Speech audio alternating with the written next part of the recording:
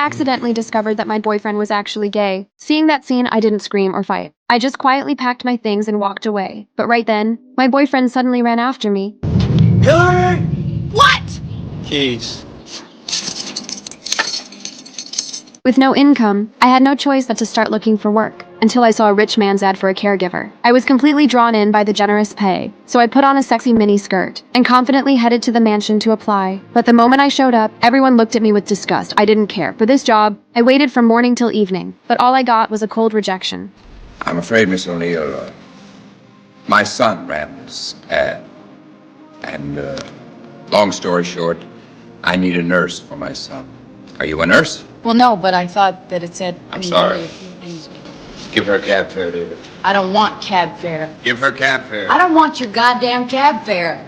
The result left me angry and heartbroken, but what I didn't know was that someone had been watching me from behind the door the whole time. Just as I walked out of the mansion in disappointment, the butler suddenly rushed out. And I quote, "There has been a terrible mistake. Would you please come back to the house for an informal interview downstairs?"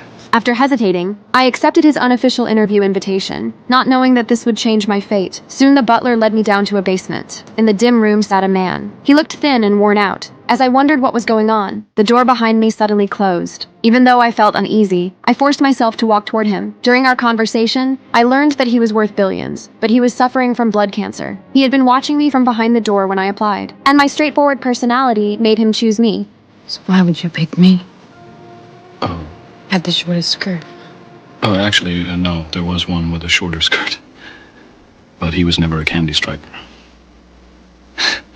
I thought it would be a simple job, but when I followed him to the hospital, what I saw broke my heart. The sick little boy stared blankly, as if he had already lost hope in this world. Two elderly people cried in silence, their eyes full of helplessness toward the pain. And this little girl, even though she was suffering, she still smiled brightly, especially when I saw how sick the man became after chemotherapy. I had no idea what to do. The high-intensity work exhausted me so much that I collapsed in the bathroom. To take better care of him, I chose to sleep on the floor of his room, until his condition slowly improved. By accident, I found some old photos of him. As a child, his face was full of smiles, but the disease had covered all of that like a dark cloud. Seeing it all made my heart ache for him, and it made me wonder if I was truly capable of doing this job.